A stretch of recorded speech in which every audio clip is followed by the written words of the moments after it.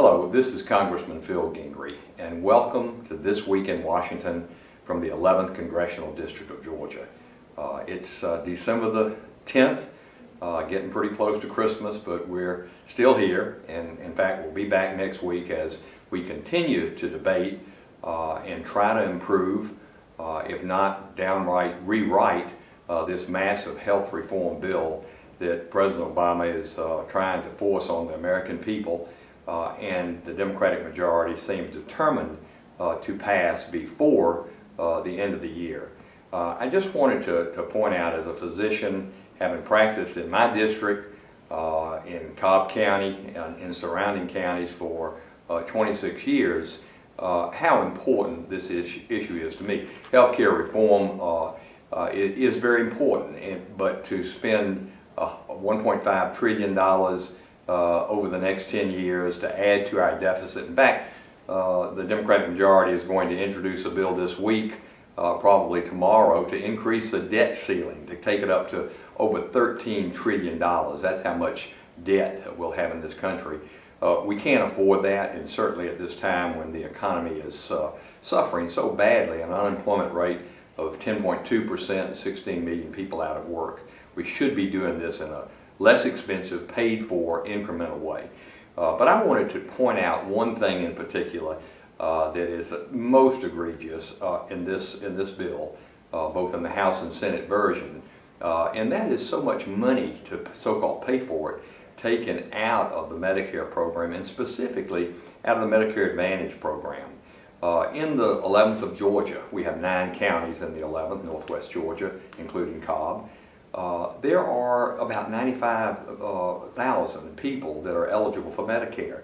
And of those, 14,000, 13%, actually chose to be in the Medicare Advantage program.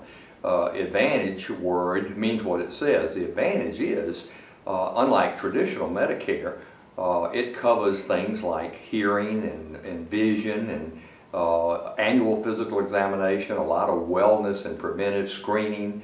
And with this bill, with cutting about 16% of the previous funding for Medicare Advantage each year for the next 10 years, you literally gut that program.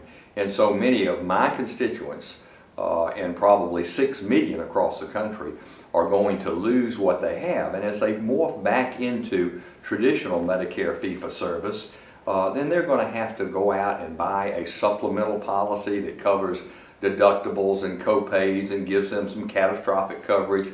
And they're also, in many cases, going to have to buy a drug prescription plan, so-called Medicare Part D. That's included in Medicare Advantage, but not in traditional Medicare. So in the aggregate, each of those 14,000 in my district will be paying $180 a month more for their health care. This is not right. This is not right. This is too big a burden to put on the backs of our seniors. So in conclusion, let me just say that I will continue to fight hard for each and every one of you.